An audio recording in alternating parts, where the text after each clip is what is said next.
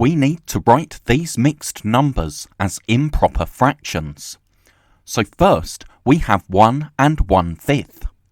That's a mixed number because we have a whole number and a fraction, and we need to change that to an improper fraction. With improper fractions, the numerator is larger than the denominator. So how can we change mixed numbers to improper fractions? Well, the denominator stays the same, so in our improper fraction, the denominator will still be 5. But then, to get the numerator, we need to multiply the whole number by the denominator, and then add the numerator. So 1 times 5 is 5, plus 1 is 6, so that's our numerator. And what we're really doing when we change a mixed number to an improper fraction is changing the whole into the denominator. So here, changing one whole into 5/5. That's why we do 1 times 5 to get 5, so there you can see the 5/5 here.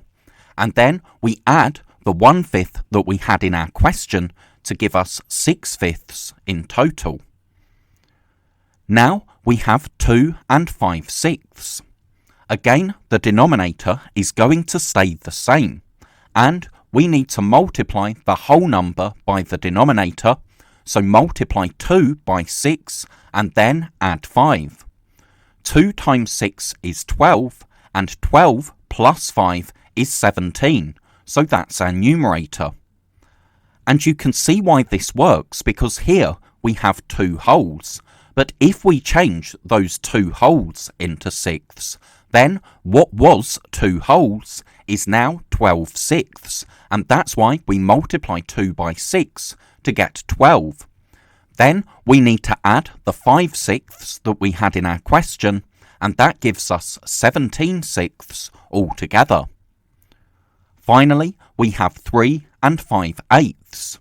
Again, the denominator stays the same, and this time we need to multiply 3 by 8, so multiply our whole number by our denominator, and then we can add the numerator. So 3 times 8 is 24, and if we add the 5 from our numerator, that gives us 29 as the numerator of our improper fraction. And again, we can see why this works, because in 3 and 5/8 we have 3 wholes. But if we split those 3 wholes into 8ths, that gives us 8, 16, 24/8. And if we add the 5/8 that was in our question, that gives us 29/8 altogether. So that's why we multiply the whole number by the denominator and then add the numerator.